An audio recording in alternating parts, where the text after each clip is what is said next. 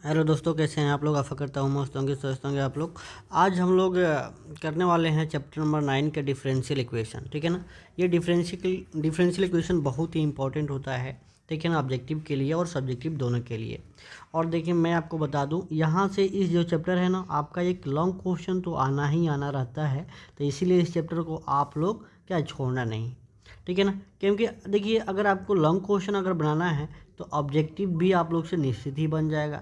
जब आपको long question नहीं बनेगा तो आप लोग भाई ऑब्जेक्टिव भी थोड़ा सा परेशानी कर सकता है, लेकिन इसका तो लॉन्ग क्वेश्चन आपको करना चाहिए, तो इसीलिए ऑब्जेक्टिव भी आराम से हो जाएगा। तो इसका ऑब्जेक्टिव बहुत ही आसान आता है। देखिए मैं आपको बताता हूँ।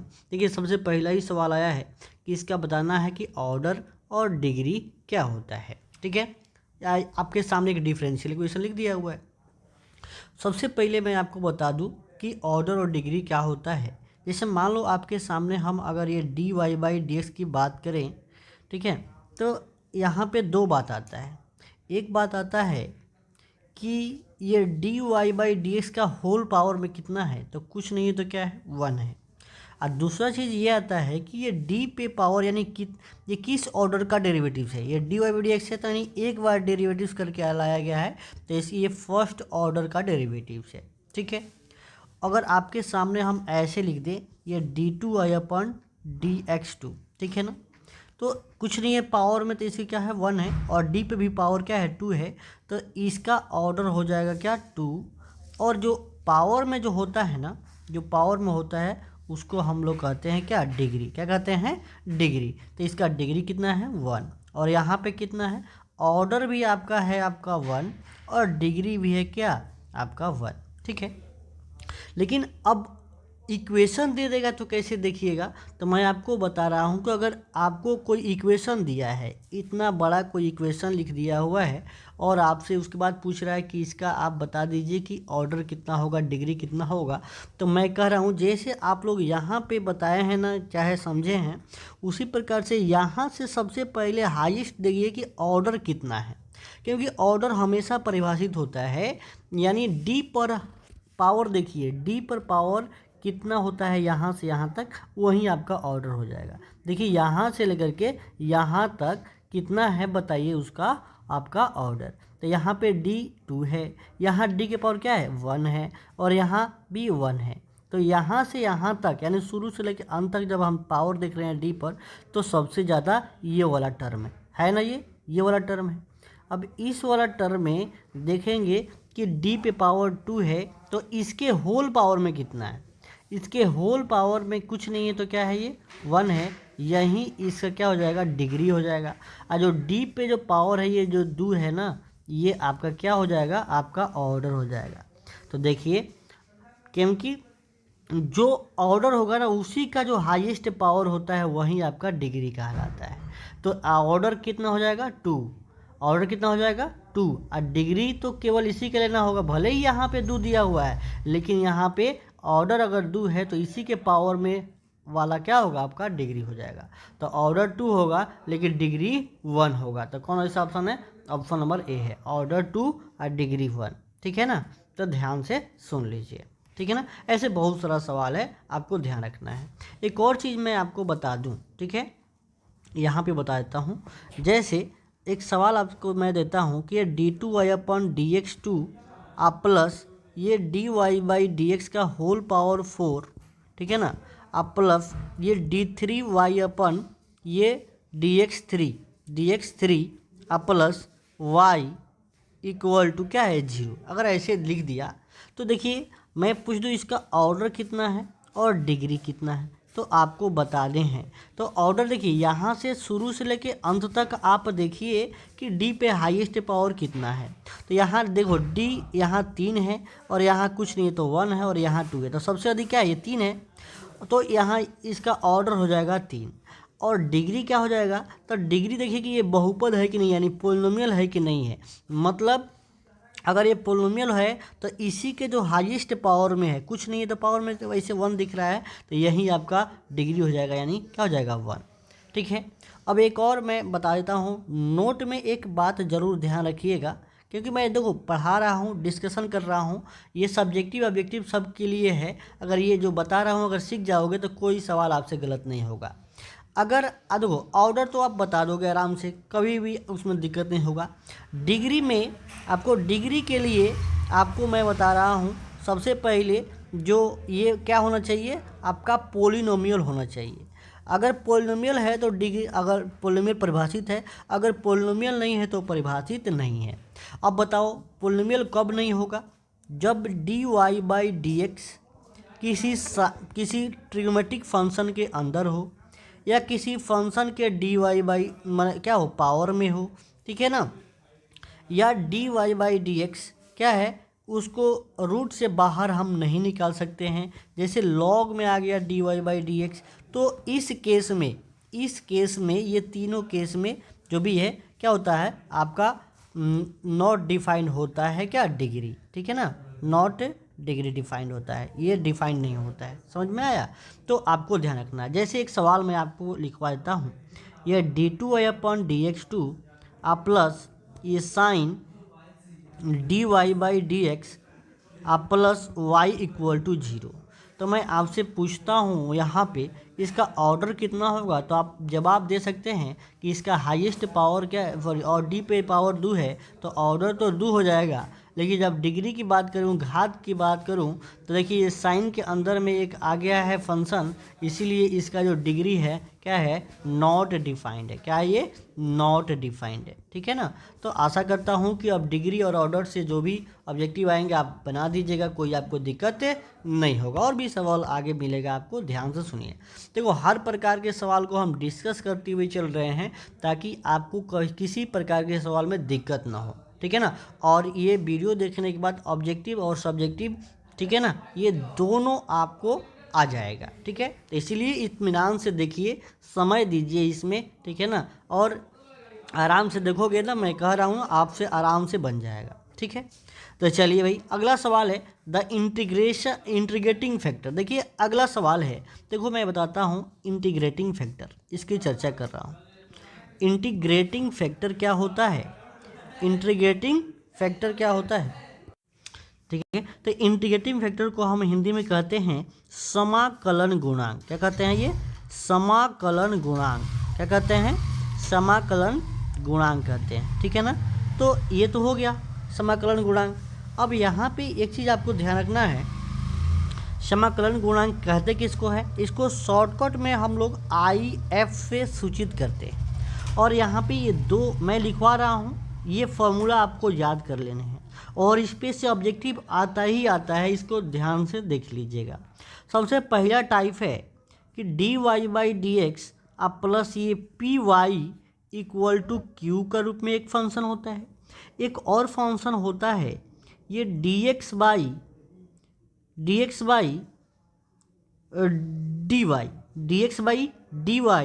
आप प्लस ये px = q के फॉर्म में होता है। यहाँ पे dy/dx है और यहाँ पे dx/dy है। यहाँ पे वेरिएबल क्या है, देखिए यहाँ पे वेरिएबल आपका y है, और बने ये विथ रिस्पेक्ट टू x है यहाँ पे, और यहाँ पे विथ रिस्पेक्ट टू y है, ठीक है ना। तो अब यहाँ पे आपको याद कर लेना है इंटीग्रेटिंग फैक्टर का फॉर्मूला। ध्यान से सुन लीजिएगा, ये याद जरूर कर लीजिएगा। यहाँ पे मैं थोड़ा सा कलर चेंज कर लेता हूँ, ठीक है। यहाँ पे इंटीग्रेटिंग फैक्टर आप याद कर लीजिएगा, ठीक है ना। क्या, इंटीग्रेटिंग फैक्टर याद कर लीजिएगा, e के पावर इंटीग्रेशन ऑफ p/dx। देखिए ये फॉर्मूला मैं कह रहा हूँ आपको, ऑब्जेक्टिव में ये डायरेक्ट फार्मूला भी पूछे गए हैं, e के पावर p/dx। और एक और यहाँ से आप याद कर लीजिएगा इंटीग्रेटिंग फैक्टर, ठीक है ना। ये ऐसे ही होगा बट वेरिएबल चेंज हो जाएगा, यहाँ पे p/dy हो जाएगा, ठीक है।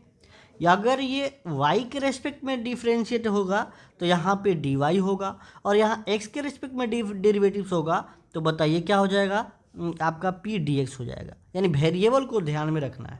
चलिए इस सवाल का जवाब दीजिए। सबसे पहले बताइए, यहाँ पे देखिए पहला फॉर्म का है कि दूसरा फॉर्म का है, बताइए इसको। तो आपको ध्यान से देखिएगा, ये यहाँ पे वेरिएबल क्या है, ये साइन x यानी x का वेरिएबल है, मतलब ये इस रूप का है dy/dx। देखिए ना ये d y by d x है, तो d y by d x plus p y equal to q है। अब आपको ये पहचानना है, मैं यहाँ पे एक बार और कलर को चेंज कर लेता हूँ, यहाँ पे समझाता हूँ जो सवाल लिखा हुआ है। देखिए, और इस सवाल में समझ जाइएगा, आप आराम से समझिएगा, क्योंकि ये सवाल पहली बार आपको है इसलिए समझा रहा हूँ, बाकी सब जल्दी जल्दी सवाल हम लोग करेंगे। तो डी वाई बाई जो डी एक्स है, आप प्लस ये दिया है ये 2i इक्वल टू ये साइन एक्स। तो सबसे पहले आपको यहाँ पे फॉर्म को लिख देना है कि ये किस रूप का है, ये दोनों में से किस रूप का है, तो फर्स्ट वाला फॉर्म का है। और यहाँ पे लिखना है p y equal to q, और ये सब्जेक्टिव, ठीक है ना, ये सब्जेक्टिव के लिए हम बता रहे हैं भाई, ठीक है ना, आपको ये बता रहे हैं ताकि आप समझ जाओ, इतना टाइम थोड़े लगेगा ये बनाने में। देखिए कितना जल्दी बन जाएगा, ये सब हम डायरेक्ट पी और क्यू लिख देंगे ऑब्जेक्टिव बनाने के लिए, लेकिन आपको हम समझा रहे हैं कि यहाँ से अब पी कितना होगा। तो देखिए वाई तो वाई, यानी वाई का यहाँ कोफिशिएंट पी है, यहाँ वाई का कोफिशिएंट क्या है 2 है, तो पी कितना हो जाएगा 2, और क्यू कितना हो जाएगा, क्यू हो जाएगा आपका साइन एक्स। क्या हो जाएगा ये साइन एक्स। जब पी और क्यू मिल गया तो इंटीग्रेटिंग फैक्टर का फॉर्मूला लगा दीजिए। इंटीग्रेटिंग फैक्टर का फॉर्मूला क्या होता है, आपने याद किया है क्या, ये पी डी एक्स, ठीक है ना, ये पहला वाला फॉर्म, तो integrating factor P D x हो जाएगा। अब ये सूत्र लगा दीजिए। अब बताइए यहाँ पे ये ई के पावर ये पी कितना है, इंटीग्रेशन पी कितना है, तो पी है आपका 2, यानी 2 का इंटीग्रेशन कर देना है, यानी हो जाएगा ये ई के पावर ये 2 कांस्टेंट यानी 1 का इंटीग्रेशन, ठीक है, यानी ये ई के पावर कितना हो जाएगा आपका 2 और 1 का इंटीग्रेशन एक्स, तो यानी ई के पावर 2x हो जाएगा। ऑप्शन में है क्या ई के पावर 2x, तो देखिए ई के पावर 2x ऑप्शन नंबर क्या है, सी में दिया हुआ है। तो इस प्रकार से अगर आपको ये पता है कि ये फॉर्मूला इंटीग्रेटिंग फैक्टर का यानी समाकलन गुणांक क्या होता है, तो बताओ सवाल बनाने में कोई दिक्कत है। हाँ, एक और बात मैं आपको बताना चाहता हूँ कि जो इंटीग्रेशन का फॉर्मूला है, यानी formula of integration, formula of integration, integration आपको आना चाहिए। अगर ये नहीं आएगा तो फिर यहाँ पे आप फंस जाइएगा। इसलिए इंटीग्रेशन अगर आता है तो ये सवाल आप आराम से बना सकते हैं, ठीक है ना। तो देख लीजिए कितना सिंपल सिंपल सवाल आते हैं भाई। अगला सवाल देखिए, अब थोड़ा सा हम लोग तेज़ी में चलेंगे। देखिए हाँ, ये तीसरा तरह का सवाल है कि कभी कभी क्या पूछेगा कि सॉल्यूशन ऑफ डिफरेंशियल इक्वेशन। अब सॉल्यूशन ऑफ डिफरेंशियल इक्वेशन जब पूछेगा, देखिए डिफरेंशियल इक्वेशन का सॉल्यूशन पूछ रहा है, तो क्या करना है, यानी इसको सॉल्व करके मैं आपको एक बात बता रहा हूँ कि डिफरेंशियल इक्वेशन को सॉल्व करने के लिए जब आए तो क्या करना है आपको, d y by d x equal to जब वाई बटा एक्स लिख दे, ऐसे इक्वेशन लिख दे और इसको सॉल्व करना आ जाए तो क्या करेंगे, इसको वेरिएबल सेपरेबल मेथड से कर लेंगे। देखिएगा वेरिएबल सेपरेबल मेथड, ठीक है ना। ये ध्यान से समझ लीजिए, सवाल में ही मैं आपको बताता हूँ कि जब भी सॉल्यूशन ऑफ डिफरेंशियल इक्वेशन पूछे तो आपको वेरिएबल सेपरेबल मेथड लगाना होगा। ये क्या है, कैसे करना है इसको, तो यानी जो अगर y है उसके साथ y को ले जाइए और जो x है वहाँ आपका dx ले जाइए। तो जब वेरिएबल सेपरेबल करोगे तो ये dy इधर y मल्टीप्लाई में है तो इधर है, इधर भेजेंगे LHS में भेजेंगे तो वो डिवाइड में जाएगा, और ये dx की इधर डिवाइड में तो इधर आके मल्टीप्लाई में हो जाएगा। तो ये हो जाएगा आपका ये dx बटा x, ये हो जाएगा ना। अब क्या करना है, देखिए ये पहला स्टेप है कि यूजिंग वेरिएबल सेपरेबल मेथड, हम वेरिएबल सेपरेबल कर लिए। अब क्या करेंगे, इंटीग्रेटिंग बोथ साइड, ये हम सब्जेक्टिव तरीका बता रहे हैं, ठीक है ना, इतना टाइम थोड़े लगेगा आपको सॉल्व करने में। इंटीग्रेटिंग बोथ साइड कर लीजिए। तो इंटीग्रेट जब करिएगा तो ये हो जाएगा ये डी वाई बाई वाई का इंटीग्रेशन, ठीक है।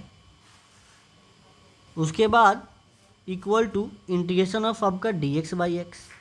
अब बताइए, मतलब बहुत सिंपल तरीका से ये कितना हो जाएगा आपका, ये लॉग वाई, क्या हो जाएगा, ये लॉग वाई, ये हो जाएगा आपका क्या, लॉग एक्स। और थोड़ा एक और बात आपको ध्यान रखना है कि यहाँ से जब भी अगर सब लॉग में आ रहा है ना तो कांस्टेंट भी आपको क्या लेना है, ये लॉग सी लेना है।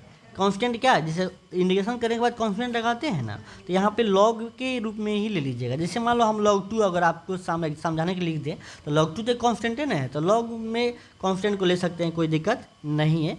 क्योंकि ये log से फ़ायदा क्या है लेने में, आपको मैं बता रहा हूँ। ये log y इक्वल टू हो जाएगा, ये log m plus log n है, तो log ये c इंटू एक्स लिख सकते हैं, और log से log ये ख़त्म हो जाएगा, तो यहाँ मिल जाएगा आपको y बराबर क्या, x। इस बात को ध्यान रखना है। और देखिए मतलब ये आपको सबसे पहले आपको जब भी सॉल्यूशन की बात कहे, डिफरेंशियल इक्वेशन सॉल्यूशन की बात करें, तब यूजिंग वेरिएबल सेपरेबल मेथड, यानी वेरिएबल को सेपरेट कर देना है, उसके बाद जब सेपरेट हो जाए तो इंटीग्रेट कर देना है, और इंटीग्रेशन के बाद तो आप जानते ही हैं। और एक और बात, जब सब लॉग में आंसर आता है तो कांस्टेंट भी आपको लॉग में लेना है। तो देखिए कौन आंसर हो जाएगा आपका, ऑप्शन नंबर आपका बी हो जाएगा, यानी ये y इक्वल टू एक्स इसका आंसर दिया हुआ है। ठीक है, चलिए अगला सवाल देखिए। अगला सवाल है, चलिए इस सवाल का जवाब दीजिए। फिर करेक्ट द इंटीग्रेटिंग फैक्टर। देखो बार बार आता है बस वहीं, आपको हम एक सवाल को बहुत बढ़िया से बताएं, अब आप डायरेक्ट समझ जाइएगा। ये देखिए फर्स्ट टाइप का है, किस रूप का है ये, d y by d x अब प्लस ये p y equal to q के फॉर्म का है। तो इंटीग्रेटिंग फैक्टर जो होता है आपको याद कर लेना है भाई, ये पी डी एक्स होता है। तो अब देखिए ए ई के पावर आपको पी कितना है, देखिए तो आपका ये तो आपका क्यू हो जाएगा, आपका पी है आपका 2, फिर 2 डी एक्स, यानी ये हो जाएगा ई के पावर 2 यानी 1 डी एक्स। तो बताओ ई के पावर 2x इसका आंसर आ गया, क्या हो गया बताओ, ऑप्शन नंबर बी। देखो आपको बस सवाल का फॉर्मूला पता है ना, तो कोई दिक्कत नहीं है, आराम से बना सकते हैं। ठीक है, टाइम लगा बनाने में नहीं। अब देखिए ये सवाल आपके सामने, फिर सॉल्यूशन ऑफ डिफरेंशियल इक्वेशन आ गया। फिर क्या करेंगे, वेरिएबल सेपरेबल करेंगे। यहाँ पे आपको हम बता रहा हूँ कैसे करना है। जैसे मान लीजिए ये आपका y dx है, अब माइनस ये x dy है। अब इसको ये y स्क्वायर को उधर भेजिएगा तो क्या हो जाएगा, 0 हो जाएगा, यानी फाइनली ये दिखाने के लिए दिया था, आराम से 0 हो गया। अब क्या करेंगे, इसको इधर ले जाएंगे, तो ये हो जाएगा y dx। ठीक है, y dx इक्वल टू क्या हो जाएगा, ये आपका x dy हो गया। अब क्या करेंगे, यानी ये आपने कहा कि ये x dy इक्वल टू क्या हो गया, ये y dx हो गया। अब क्या करेंगे, हम लोग सेपरेट कर देंगे, x को इधर ले जाएंगे और y को इधर ले आएंगे। तो बताइए कितना हो जाएगा, ये आपका ये dy बाई वाई और ये हो जाएगा dx बाई x, ये इधर आके डिवाइड में हो जाएगा। अब फिर जस्ट इसके पहले हम लोग सवाल किए थे ऐसे, तो देखिए कितना हो जाएगा इसका आंसर। इसको आप ऐसा करिए, इंडिकेटिंग बोथ साइड कर दीजिए। जब इंडिकेट करोगे तो ये हो जाएगा, देख रहे हैं क्या हो जाएगा, ये log y और ये क्या हो जाएगा log x। ठीक है, log x हो जाएगा, और उसके बाद में क्या हो जाएगा, ये आपका log k हो जाएगा। तो यहाँ से ये समझ में आया आपको कि ये log y equal to log आपका k इंटू एक्स, क्योंकि यहाँ पे वेरिएबल के कांस्टेंट k दिया हुआ है, तो हमने k के रूप में लिख दिया, चाहे k आपका log c लगा सकते थे। तो अब यहाँ पे ये हो गया, अब log से log खत्म हो जाएगा, यानी y इक्वल टू क्या हो गया, ये आपका k इंटू एक्स। अब यहाँ से थोड़ा सा देखो, अब ये y equal to k x तो इस ऑप्शन में कहीं नहीं है, तो थोड़ा सा दिमाग लगाना आप कि अगर x को हम इधर ले आएंगे तो y बटा x इक्वल टू क्या हो जाएगा, ये k हो जाएगा। ऐसा कोई है क्या, y बटा एक्स इक्वल टू के, तो y बटा एक्स इक्वल टू के ऑप्शन नंबर ए में दिया हुआ है।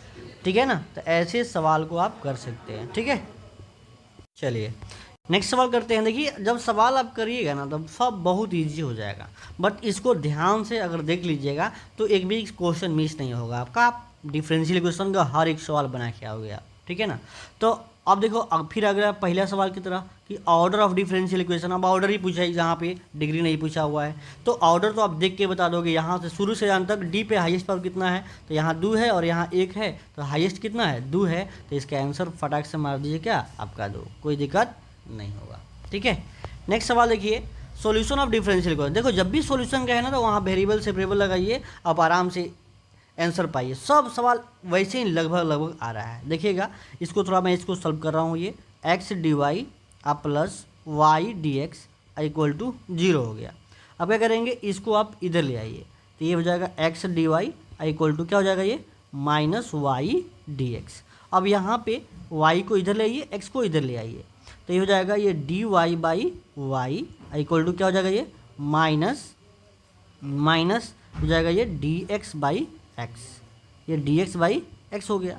अब क्या करेंगे, इंटीग्रेट कर देंगे, तो इंटीग्रेटिंग करिएगा तो ये हो जाएगा डी वाई बाई वाई का इंटीग्रेशन, और ये हो जाएगा minus integration of D x by क्या एक्स। तो ध्यान से सुनिए, इसका इंटीग्रेशन क्या हो जाएगा, ये लॉग वाई, और इधर कितना हो जाएगा ये minus log x, mod x होता है लेकिन हम लोगों को सॉल्व करना है, ठीक है ना।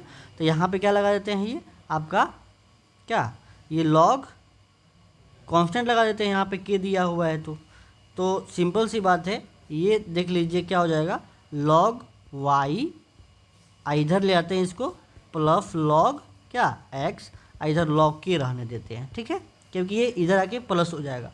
अब log m plus log n का फॉर्मूला आपको पता होगा कि ये क्या हो जाएगा, ये एक्स इंटू क्या हो जाएगा वाई हो जाएगा, और इधर लॉग के हो गया। अब बताइए लॉग से लॉग खत्म हो जाएगा तो ये एक्स वाई इक्वल टू क्या हो जाएगा के। आप देखिए क्या ऐसा कोई ऑप्शन है क्या एक्स वाई इक्वल टू के, तो एक्स वाई इक्वल टू के ऑप्शन नंबर आपका सी में दिया हुआ है, ठीक है ना। तो हमने क्या किया कि जो भी आपका सवाल दिया हुआ था उसको हमने सबसे पहले वेरिएबल सेपरेट किया, मैंने x के जगह पे x को और y के वेरिएबल ये सेपरेट कर दिया और इंडिकेट कर दिया, आपका सॉल्यूशन ऑफ डिफरेंशियल इक्वेशन आ जाएगा, ठीक है।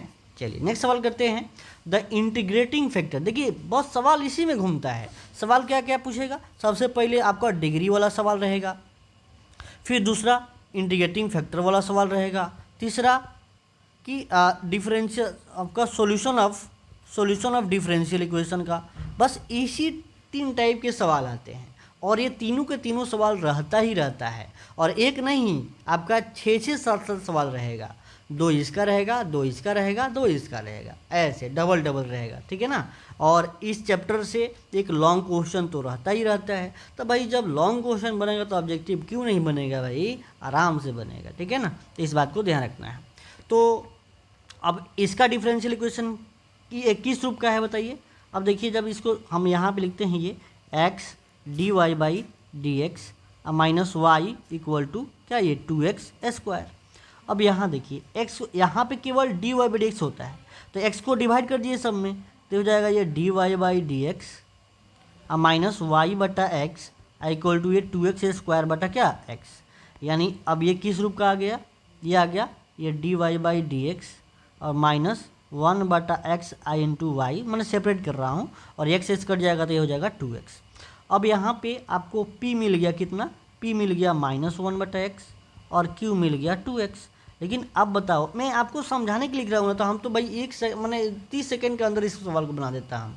बस आपको ये p और q लिख के बता रहा हूँ ताकि आप गलत ना करो इसको, ठीक है, आप गलत ना करो। तो बताओ इंडिकेटिंग फैक्टर जो होता है ये e के पावर क्या, ये p dx होता है, ठीक है ना। अब बताइए p मिल गया तो इंडिकेट कर दीजिए, आपका 1/x का इंटीग्रेशन कर दीजिए, तो वही आप बताइए कितना हो जाएगा, ये e के power minus log mod x होता है। अब ये माइनस को तो ऊपर ले जाना पड़ेगा, तब देखिए बस ये वाला चीज़ थोड़ा सा ध्यान दे दीजिए, जब इसको हम सॉल्व करेंगे तो ये हो जाएगा e के पावर, ठीक है ना, ये लॉग आपका x के पावर -1, यानी ये हो जाएगा e से log ख़त्म हो जाएगा, और ये e से log जैसे ख़त्म होगा तो यानी 1 बटा x, यानी x के पावर 1, x के पावर -1 होगा, यानी 1 बटा x इसका क्या हो जाएगा, आपका 1 बटा x इसका इंडिकेटिंग फैक्टर हो जाएगा, जो ऑप्शन नंबर ए में दिया हुआ है, ठीक है ना। तो आशा करता हूँ कि ये जो सब वीडियो देख रहे हैं ना, आपको इससे फ़ायदा हो रहा होगा, ठीक है ना। तो इसको ध्यान से देखिए, और हर सवाल इंडिकेटिंग फैक्टर हो, चाहे आपका सॉल्यूशन ऑफ डिफरेंशियल इक्वेशन हो, चाहे डिग्री हो, हर तरह का सवाल हो गया है। अब वही सवाल रिपीट करते रहेगा, देखिए फिर सवाल आ गया इंडिकेटिंग फैक्टर, तो सवाल वहीं रिपीट करेगा भाई, वैसे ही। अब सवाल को पहले लिख लीजिएगा कि किस फॉर्म का है ये, d y by d x अब plus y sec x equal to ये 10x। अब बताइए किस रूप का है ये, डी पहला ही टाइप का है, d y by d x plus ये p y equal to q के फॉर्म का है। तो पी से ही नहीं मतलब है, इंडिकेटिव फैक्टर में क्या है, खाली पी क्या हो सकता है, तो पी वाई के साथ में रहता है, तो कितना हो जाएगा, ये पी सेक एक्स मिल गया। अब देखो इंडिकेटिंग फैक्टर का फॉर्मूला लिखिए, क्या होता है ये, ई के पावर आपका पी डी एक्स होता है, ठीक है, ई के पावर क्या होता है पी डी एक्स।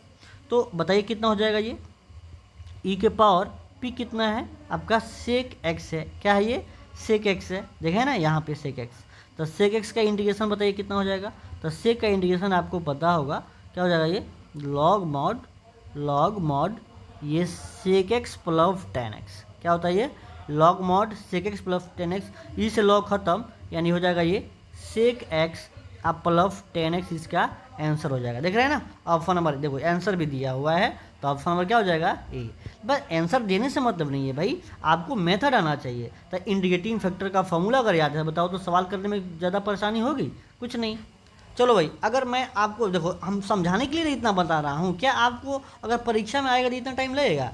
नहीं लगेगा। क्या है, आपको समझ में चल गया होगा यहीं से कि भाई पी कितना है, ये पी लिखना भी नहीं है, पी कितना है आपका सेक एक्स है, क्या है ये सेक एक्स है। तो इंडिकेटिंग फैक्टर फॉर्मूला क्या होता है, ये पी डी एक्स। वहाँ क्यों लिखोगे आप, बस डायरेक्ट यहाँ पे इसका मान रख दोगे, पी कितना है, बस ये आपका ये इंडिकेशन ऑफ आपका सेक एक्स का, और सेक एक्स का इंडिकेशन कितना हो जाए ई के पावर आपका ये log mod sec x plus tan x.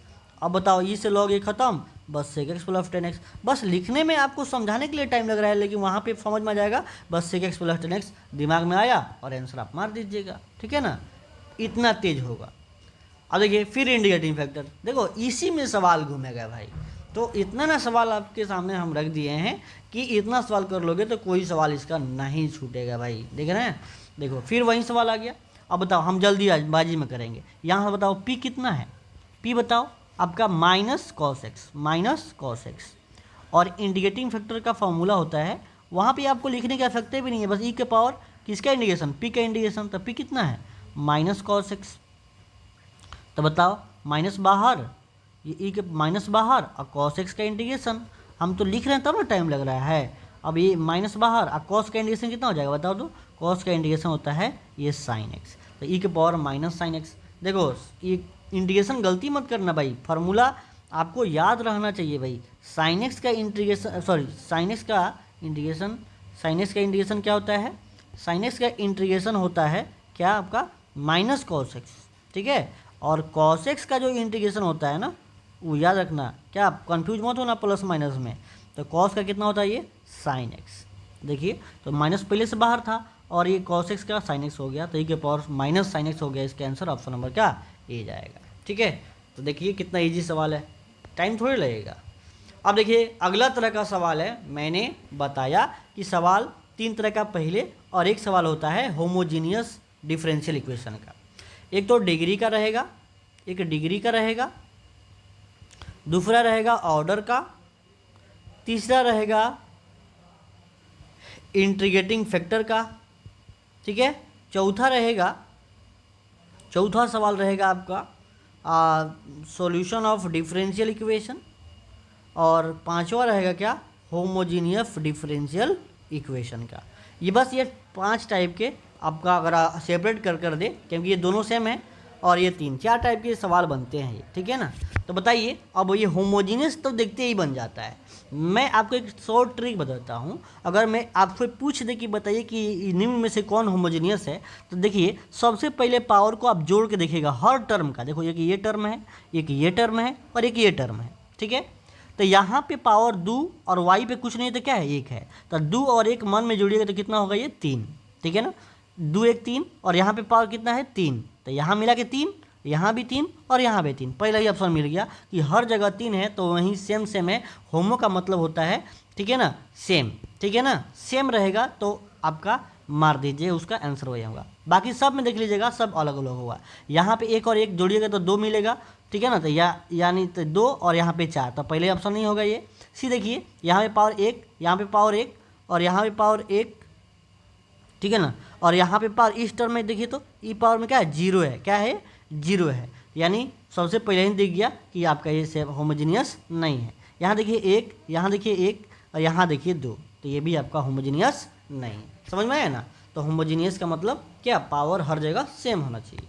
अगला सवाल देखिए, फिर आ गया इंटीग्रेटिंग फैक्टर का फॉर्मूला। देखिए इंटीग्रेटिंग फैक्टर बहुत इंपॉर्टेंट है भाई। अब देखो फॉर्मूले पूछ दिया, अब देखो मैंने कहा था ना, देखिए एक होता है पी डी एक्स, ई के पावर पी डी एक्स, और एक होता है ई के पावर क्या पी डी वाई। लेकिन आपको सोचना है कि ये कब लगता है और ये कब लगता है। तो अगर इक्वेशन इस रूप का होगा dy/dx plus p y equal to q, तो तो ये लगेगा।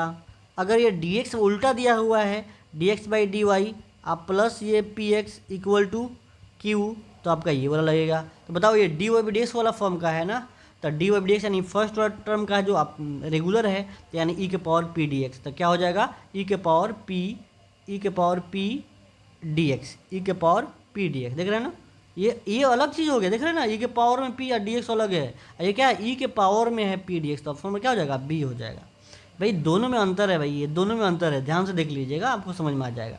ये p dx पावर में करना है, e के पावर में करना है, ठीक है ना। चलिए नेक्स्ट सवाल देखिए।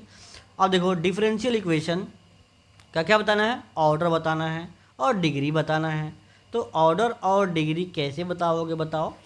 ऑर्डर क्या होगा, देखो यहाँ से यहाँ तक ऑर्डर डी के हाईएस्ट पर कितना है 2 है ये, तो यानी इसी पार्ट में तो आपका ऑर्डर डिग्री छुपा होगा।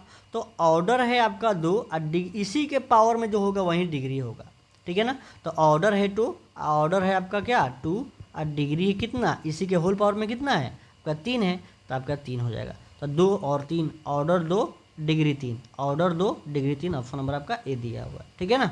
गुड। नेक्स्ट सवाल देखिए, the degree of differential equation. देखो फिर पूछ दिया ना डिग्री ऑफ डिफरेंशियल इक्वेशन, तो इसका डिग्री कितना हो जाएगा बताइए।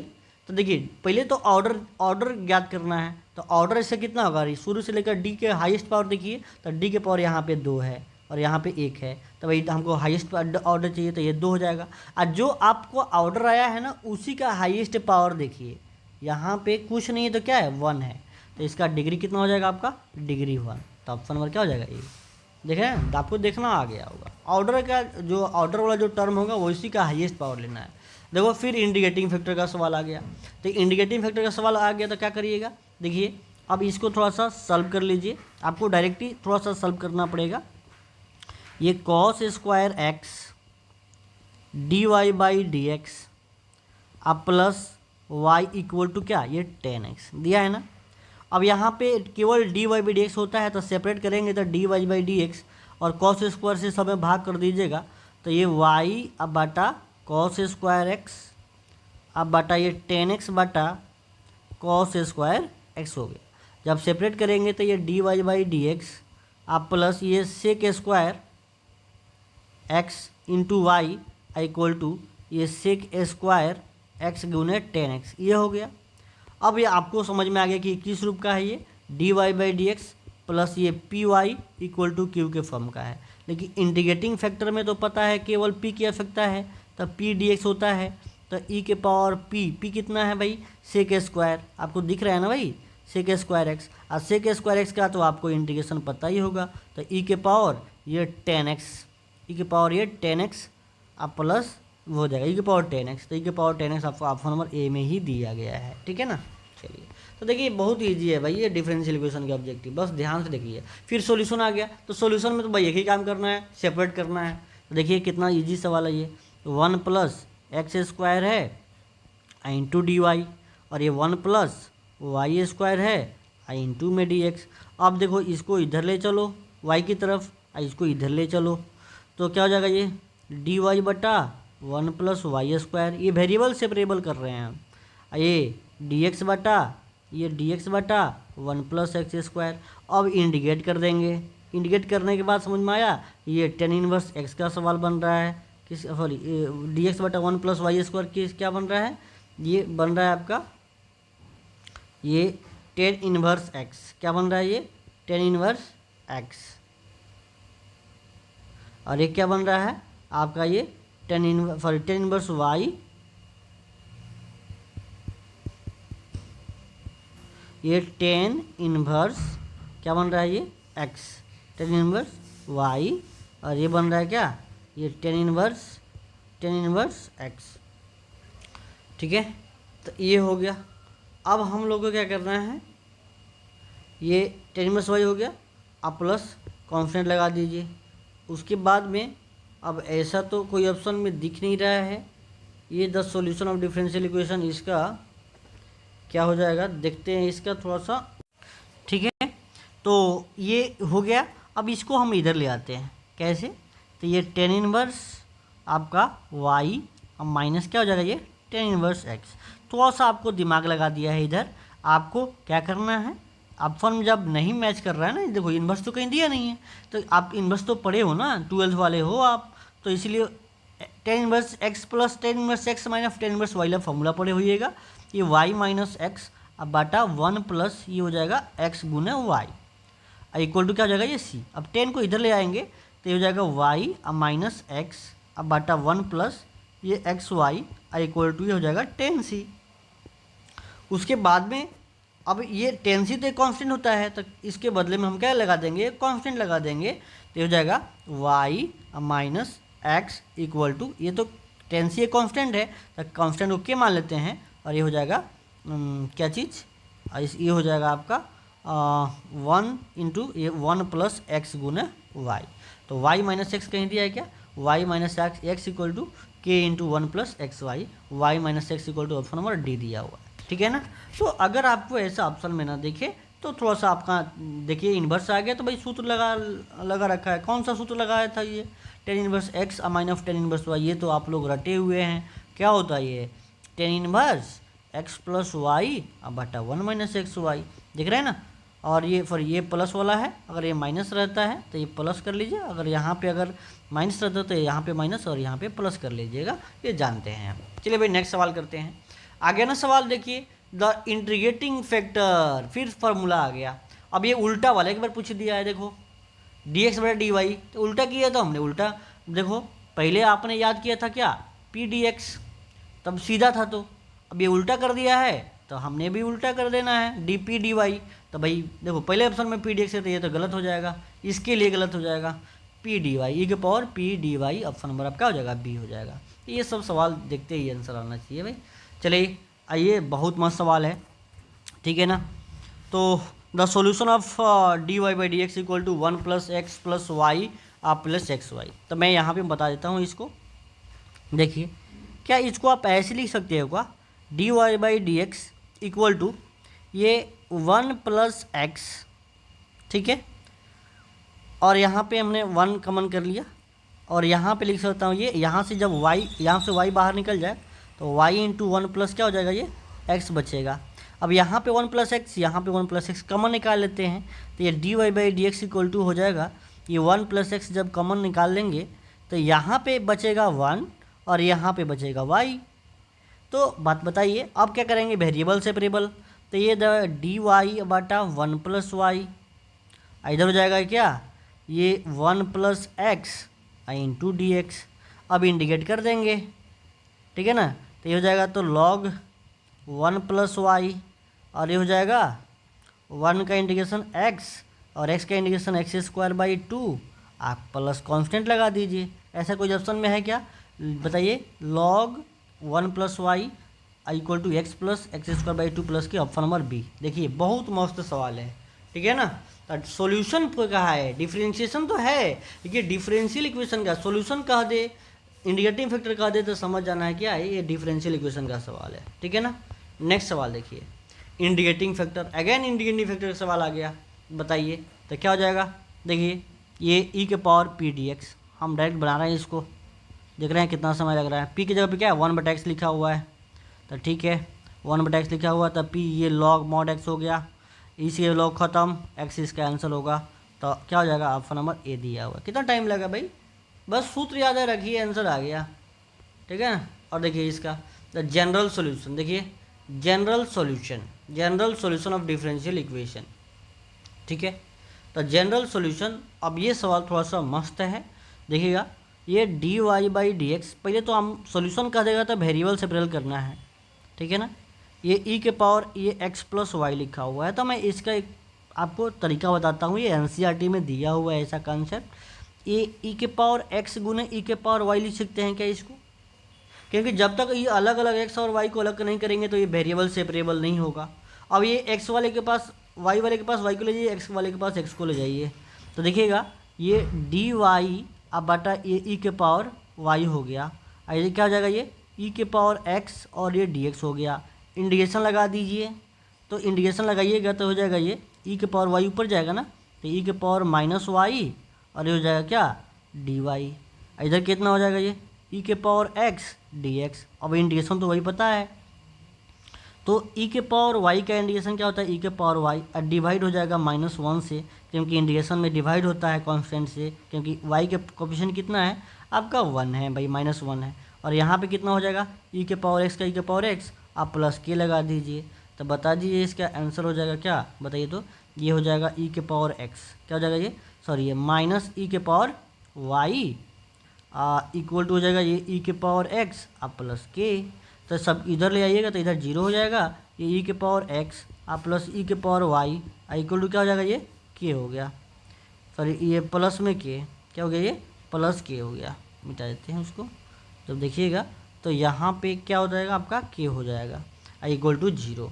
तो ऐसा कोई ऑप्शन में है क्या, ई के पावर एक्स आप प्लस ई के पावर वाई इक्वल टू के, तो ई के पावर एक्स प्लस ई के पावर माइनस वाई, ई के पावर एक्स, अरे भाई ये तो भाई माइनस वाई रहेगा ना, कहाँ गया आपका, ये ई के पावर तो माइनस वाई ही है, तो इधर भी आएगा तो माइनस वाई रहेगा, और एक कांस्टेंट को ले जाओ उधर, तो क्या हो जाएगा ये ई के पावर, ये ई के पावर आपका क्या हो जाएगा एक्स आप प्लस ई के power minus y equal to इधर माइनस के हो जाएगा, ये के को इधर भेज दीजिए, के को उधर भेजोगे तो माइनस के हो जाएगा, अगेन ई के पावर एक्स प्लस ई के पावर माइनस वाई, और के भी तो एक कांस्टेंट है ना, तो के कांस्टेंट लगा दीजिए, तो आपका ऑप्शन नंबर क्या हो जाएगा, ए हो जाएगा। देखिए आज इसका आंसर भी दिया हुआ है, ठीक है ना। ये ऐसे सवाल पूछे जाते हैं, ठीक है। तो ये सब सवाल एकदम ईजी है, इसका हम PDF डाल देंगे टेलीग्राम पे, ठीक है ना, आप जा कर के वहाँ देख लीजिएगा, ठीक है ना, जुड़ जाइएगा टेलीग्राम से और देख लीजिएगा उसको, ठीक है। तो बहुत ईजी है और इतना ही सवाल करना है, बाकी कोई भी सवाल नहीं करना है। और NCERT में 1-2 सवाल होंगे जो पार्टिकुलर सॉल्यूशन वाले पे होंगे, ठीक है ना, पार्टिकुलर सॉल्यूशन, तो यहाँ से आपसे पूछा जाएगा, तो ये कॉन्सेप्ट याद रखिएगा, number of arbitrary constant equal to order of differential equation. तो यहाँ से जो आपका 9.2 है ना, उसका ऑब्जेक्टिव जरूर कर लीजिएगा, 2 सवाल दिया हुआ है, वो बस यही सवाल रिपीट करते हैं, बाकी कोई सवाल नहीं आते हैं। थैंक यू दोस्तों, मिलते हैं अगले एपिसोड में, थैंक यू।